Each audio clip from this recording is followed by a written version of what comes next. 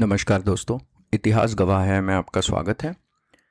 अभी जिस हम पार्ट पे हैं इस सीरीज के, that's like the post independence India.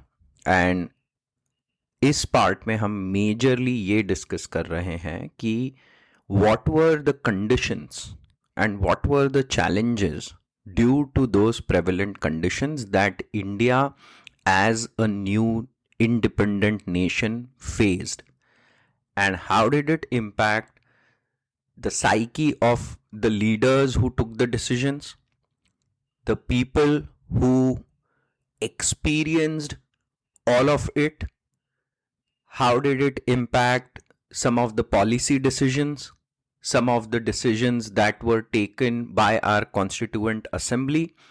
All of those things kind of form the foundation of a lot of issues and discussions and debates that have happened in the last 70 to 75 years after our independence. Some of them are still continuing and will continue for a long time. और इसमें हमने पिछले 2 episodes में 3 चीज़ों को cover किया। पहला था refugee crisis and the riots, and फिर उसका क्या इम्पैक्ट हुआ इंडिया के कॉन्स्टिट्यूशन पे, क्या ऐसी चीज़ थी जो हमारे पॉलिसी मेकिंग में, कैसे हमारा जियो political balance in this part of the region was determined because of that partition, because of the crisis that occurred afterwards.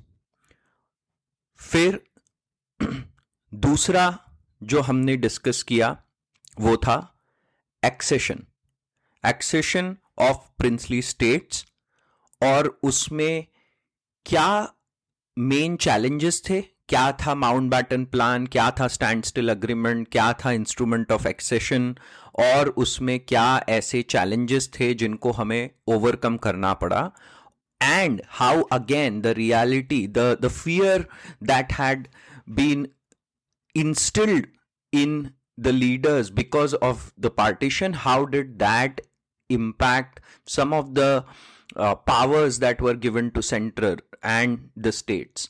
How did it impact the whole idea of India being a union and not a federation? तो ये सारी चीजें हमने पहले discuss करी। फिर third part में हमने डिस्कस किया कि what were the challenges of moving from a country ruled by colonial power to become an independent democratic country, और वहां पर हमने अपने कॉन्स्टिट्यूशन के बारे में थोड़ा सा डिस्कशन किया इन द लास्ट एपिसोड। और मैं बार बार इस पे एम्फेसाइज करना चाहता हूं कि भले ही हाँ, मुझे there are so many debates because India has a history of what 7,000 9,000 years, right? और भी पीछे जा सकते हैं हम, राइट? और इसमें बहुत बहुत सारे डिबेट्स हैं, ancient India, medieval India, modern India, सब डिबेट्स हैं। बट ये जो 1947 के बाद हमारे सामने क्या चैलेंजेस थे और किस तरीके से हमने उन प्रॉब्लम्स को फेस किया, ये समझना बहुत ज़्यादा ज़रूरी है। Because if we are able to understand and more than understanding, appreciate the complexity of these issues, then we will be able to appreciate a lot of what has happened in the last 70 to 75 years. और इससे एक और चीज होगी, देखिए आज की तारीख में खड़े होकर रिट्रोस्पेक्टिवली आप 5 या 6 डेकेड्स पहले जाकर आरोप लगाएं, किसी पे प्रत्यारोप लगाएं, डिबेट्स करें, ऐसा हो सकता था, ऐसा हो जाना था, वैसा किया जाता, तो all of those things are great, but ultimately we have to understand is that the history doesn't change. वही मैं बार बार रिपीट करना चाहता हूं कि हमें समझना होगा कि ठीक है, वो हो सकता था, ये हो सकता था, ये तो बहुत अच्छी बात है, but the history is so ऐसी ही है, और इसलिए हमें समझना होगा कि क्या क्या ये चैलेंजेस थे अच्छे से। तो आज के एपिसोड में हम लोग डिस्कस करेंगे the pluralistic nature of India, हमारी कंट्री का प्लूरलिस्ट कैरेक्टर और उससे रिलेटेड फिर जो राजभाषा है ना, कि लैंग्वेज ऑफ यूनियन और राष्ट्रभाषा ऑफ कि कौन कौन सी हमारी नेशनल लैंग्वेजेस होनी चाहिए, कैसे हमारे प्रोविंसेस का डिवीजन होना चाहिए, आज हम उसे डिस्कस करेंगे। तो सबसे पहले हम जाते हैं back to the European form of nationalism, जो हमने समझा था is based on one language one nation model of nation building. आप यूरोप में देखिए, फ्रांस हो गया फ्रेंच लैंग्वेज है, स्पेन हो गया स्पेनिश लैंग्वेज है, इटली हो गया इटालियन लैंग्वेज है, जर्मनी हो गया जर्मन लैंग्वेज है, इंग्लैंड हो गया इंग्लिश लैंग्वेज है। तो यूरोप का पूरा डिवीजन जो हम देखते हैं वो भाषाई आधार पर हुआ था। So the prevalent idea was one language one nation. इसलिए जब इंडिया इंडिपेंडेंट हुआ, so even people like Churchill India को इंडिपेंडेंस नहीं देना चाहते थे। वो इसके स्टॉन्चली, क्योंकि वो बहुत बड़े स्टॉन्च इंपीरियलिस्ट थे, उनको बहुत अपने इंपीरियलिज्म या साम्राज्यवाद पे बहुत भरोसा था। उनको लगता था कि इस कंट्री को हम ही अनकूत से एटिकेट वाली कंट्री बना सकते हैं। तो वो बिल्कुल फेवर में नहीं थे, और उन्होंने तो ऐसा भी कह दिया था कि ये जल्दी ही ये कंट्री डिवाइड हो जाएगी, यहाँ पे सब लोग लड़ने लगेंगे और बहुत जल्दी ये डिवाइड हो जाएगा, ये रहेगा नहीं एज अ कंट्री। क्यों? क्योंकि उस टाइम तक वन लैंग्वेज वन नेशन वाला ही मॉडल प्रेवलेंट था, है ना। और इसका इम्पैक्ट हमारे कुछ नेशनलिस्ट लीडर पे भी पड़ा। तो हम देखेंगे कि एक समय पर हिंदी एवं हिंदुस्तान इसका एक नारा दिया जा रहा था, and then the states, the regions of peninsular India, the non Hindi speaking states of India, they challenge that notion कि अरे ये एक भाषा को कैसे आप ला रहे हो, राइट। और जैसे ही उस बात पे चैलेंजेस आए, तब राष्ट्रभाषा और राजभाषा जो इशू था उसको लेकर थोड़ा सा एक कंसीलिएटरी अप्रोच लिया गया। और फिर 1950 में हिंदी को स्वीकृति मिली राजभाषा के तहत, और इंग्लिश को सह राजभाषा बनाया गया। फिर 8th लिस्ट में 14 लैंग्वेजेस को इंक्लूड किया गया, और फाइनली जाकर इसमें अब 22 लैंग्वेजेस हैं, and we became a country with 22 languages and one nation. ये बहुत बहुत ही इंपॉर्टेंट पॉइंट है, और इस पे हम थोड़ा सा इसके नॉन एग्जाम्पल्स भी देखेंगे अभी 2-3 मिनट में। बट अब जो एक दूसरा चैलेंज था वो था कि हम किस तरीके से अपने प्रोविंसेस को बनाएं।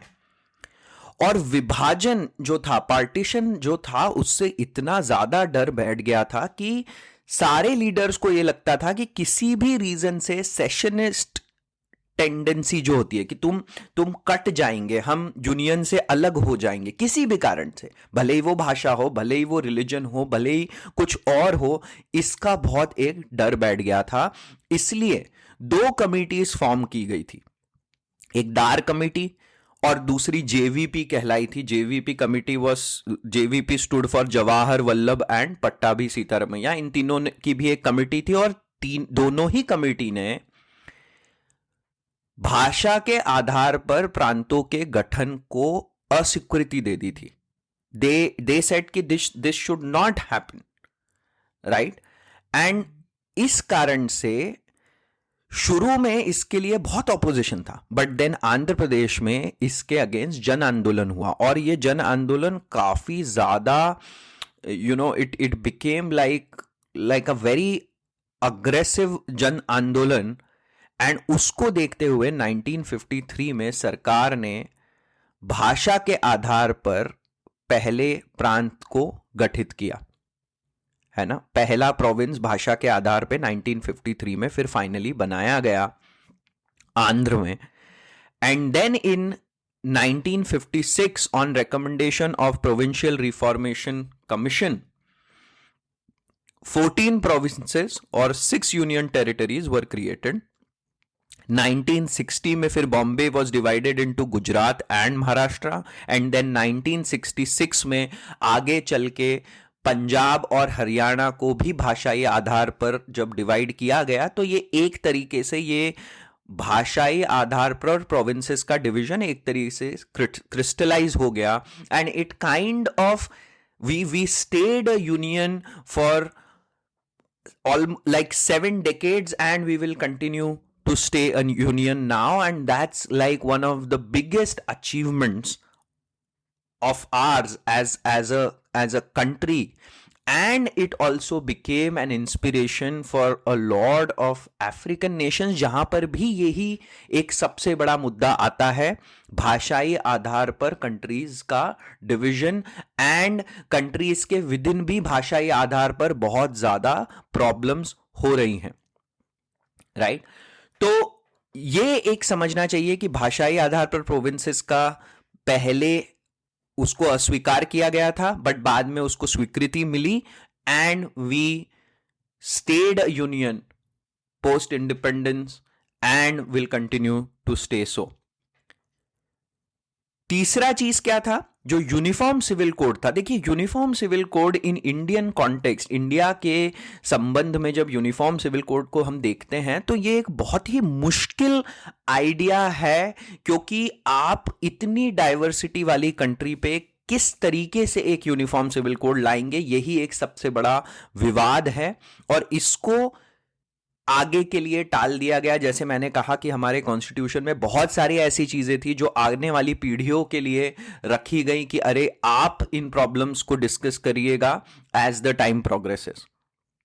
And then there was protection given to religious and language minorities through fundamental right 25 to 28 and 29-30 for language minorities. तो ये हमको फिर से समझना चाहिए कि हमारे कॉन्स्टिट्यूशन में भी इसके लिए जगह बनाई गई to address the pluralistic nature of our country. इसका एक नॉन एग्जाम्पल, जैसे मैंने कहा, हम डिस्कस करेंगे, वो ये है कि आप देखिए पाकिस्तान में जैसे ही यह घोषणा की गई, जब जिन्ना ने ऐसा कह दिया था कि ईस्ट पाकिस्तान के लोगों को भी उर्दू को ही अपनी भाषा बनाना होगा, और जैसे ही ये डिसाइड हुआ तो आप देखिए क्या हुआ, भाषाई आधार पर जब वो कलह क्रिएट किया गया तो पाकिस्तान का फाइनली खुद का भी विभाजन हो गया और बांग्लादेश बन गया। मतलब इसका क्या है कि आप जो भाषा है उसके लोगों को अपनी समन्वित संस्कृति का हिस्सा बनाना आपको इंपॉर्टेंट है। श्रीलंका में देखिए कि सिंहलीज जो लैंग्वेज थी उसको तमिल पॉपुलेशन पे जब लगाया गया तो कितना भयावह उसका रिजल्ट हुआ, कितना वहां पर आतंकवाद हुआ, कितना प्रॉब्लम्स हुए। सिमिलरली आप सोवियत रूस को देखिए, अपनी जो समन्वित संस्कृति होती है जिसमें भाषा और रिलीजन उसके सिर्फ 2 पार्ट्स हैं, उसके बहुत सारे पार्ट्स होते हैं आपके कल्चर के, तो आप जब उनको ही एक आइडेंटिटी का सूचक बना देते हैं, दैट इट इज रिलीजन और इट इज ओनली लैंग्वेज, आपका कल्चर बहुत वाइड और कॉम्प्रहेंसिव होता है। लैंग्वेज और रिलीजन उसके सिर्फ 2 हिस्से हैं, बट अगर अब आप उन्हीं को ही मुद्दा बना दें तो उसका रिजल्ट अच्छा नहीं होता है, और वो सोवियत रूस में भी हमको देखने को मिला, जिस प्रकार से फाइनली सोवियत रूस का ब्रेकअप हुआ इनटू स्मॉलर नेशन, क्योंकि अपनी समन्वित संस्कृति जो ओवरऑल कल्चर है which has developed over thousands of years, उसको अगर आप सम्मान ना कर पाए तो उसके नतीजे अच्छे नहीं होते हैं। और हमने भारत में डिबेट्स बहुत हीटेड है, बहुत कॉम्प्लिकेटेड है, बहुत कॉम्प्लेक्स हैं, बट भारत में हमने उस चीज का सम्मान किया और उन डिबेट्स को रहने दिया। यह हमारी एक महानता है और इसे हमें हमेशा हमेशा ध्यान रखना चाहिए। अब हम आगे बढ़ते हैं और 5वें मुद्दे पे चलते हैं, the idea of social justice. उन लोगों को जो सामंतवाद से, फ्यूडलिज्म से और कॉलोनियलिज्म से दोनों साइड से पिसते रहे, उनके लिए सोशल जस्टिस एंश्योर करना. These are the labourers, these are the farmers, these are the lower caste, these are the untouchables, these are women.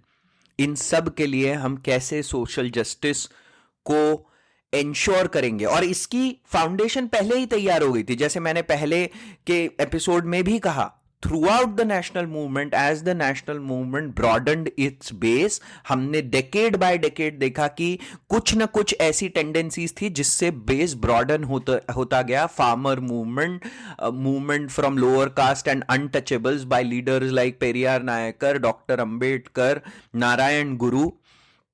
फिर विमेन एम्पावरमेंट, फिर हमने सोशलिस्टिक टेंडेंसीज देखी, हमने एक्सट्रीमिस्ट फेस ऑफ नेशनलिज्म देखा, हमने revolutionary nationalism. इन सारों के थ्रू अब बेस ब्रॉडन हो चुका था, एंड इसलिए इंडिपेंडेंस के बाद इनको एड्रेस करना, सोशल जस्टिस को एड्रेस करना एक बहुत बड़ा चैलेंज था. और इसलिए 1955 में untouchability abolition was taken in it was a big step towards creating a democratic country. And इसलिए फंडामेंटल राइट्स में आर्टिकल 17 में एक उसको फॉर्मलाइज कर दिया गया है ना. बट उसको फॉर्मलाइज करने से काम खत्म नहीं हो गया. इसका थोड़ा ब्रॉडर कॉन्टेक्स्ट हमको ऐसे समझना होगा कि जो अनटचेबिलिटी थी वो 2500 ईयर हिस्ट्री थी उसकी. नानक और कबीर इन जैसे संतों ने उस पे क्वेश्चन मार्क लगाने की कोशिश करी, पर ये गया नहीं. नेशनल मूवमेंट में भी आप देखेंगे कि Narayana Guru from Travancore, Periyar Naicker, Ambedkar and even Gandhi, उसने उसके मीनिंग को एक्सपैंड किया कि क्या है फंडामेंटल राइट्स, क्या है लोगों को उनके राइट्स प्रदान करने का आइडिया, है ना. और इसको जब इन लोगों ने चैंपियन करा इस आइडिया को, then it became one of the top most priorities. Social justice became one of the top most priorities of gaining independence. But to make it a part of fundamental right was definitely a radical step. And later untouchability को लेकर दंड का प्रावधान, it became a law, and there was a law banning untouchability. इसमें 500 rupees और 6 month के prison का प्रावधान, और फिर से अगर हुआ तो और कड़ा और कड़े माध्यम से सजा मिलेगी, इस तरीके का प्रावधान रखा गया. But then again we have to understand making a law and actually changing, bringing the change based on law are two different things. और ये समझना जरूरी है कि इसलिए कॉम्प्रहेंसिव डेवलपमेंट एंड एजुकेशन, इस पे फोकस किया जाना भी बहुत ज्यादा इंपॉर्टेंट था. और इसलिए पोस्ट इंडिपेंडेंस हम देखेंगे रिपब्लिकन पार्टी थी जो Ambedkar and his successors formed it. Then 1972 में एक दलित पैंथर पार्टी बनी, फिर उत्तर भारत में काशीराम की पहल पर बहुजन समाज पार्टी बनी. And the good thing about these parties was कि इन्होंने बैकवर्ड क्लास, दलित, मुस्लिम, इन सबको अपने अपील में इन्वॉल्व किया. But the weakness was that they did not have a great development agenda and manifesto. तो वो हमको बहुत समझना चाहिए कि comprehensive development and education are the long term solve. Making laws is great, but long term solve में development और education पे फोकस होना बहुत जरूरी है. And finally we will come to scheduled tribes. और इन ट्राइब्स में स्पेसिफिकली अगर हम डिस्कस करें तो हमें सोचना चाहिए हमारे नॉर्थ ईस्ट में जो स्टेट्स हैं उनके बारे में, है ना. और इस समय what Nehru thought was that there was an important balance that had to be created. मतलब कि ऐसा ना किया जाए कि हमारे जो ट्राइबल्स हैं वो अपने पुराने परिवेश में ही रहें, so that they look like a property of a museum, है ना, so that they become like this boutique experience for some of the tourists coming from all over the place. But at the same time उनका pace of change इतना नहीं होना चाहिए ताकि उनकी जो नॉर्मल लाइफ है उसमें डिसरप्शन आ जाए। तो इन दोनों को बैलेंस करना था। तो ऐसे एम को ध्यान रखते हुए education, the spread of education, विधानमंडलों में एवं सरकारी सेवा में उनके लिए आरक्षण, विकास, उनके डेवलपमेंट के लिए एक स्पेशल कमिश्नर की पोस्ट का प्रावधान, और राष्ट्रपति और राज्यपाल को विशेष शक्तियां दी गई थी when it came to north east states, है ना। तो सारे ट्राइबल्स के लिए ये प्रावधान रखे गए थे। सिमिलरली आसाम से अब नागालैंड, त्रिपुरा, मणिपुर, मेघालय जैसे राज्यों, मिजोरम जैसों को पृथक बनाया गया to address all the different tribes that were a part of this larger entity called Assam.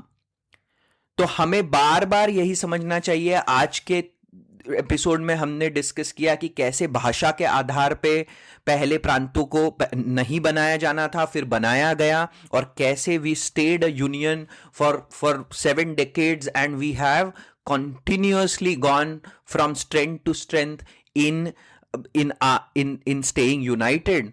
And then finally हमने समझा किस तरीके से सोशल जस्टिस के आइडिया को निश्चित किया गया, क्या प्रावधान लाए गए टू एंश्योर कि हम इस पे प्रोग्रेस करें।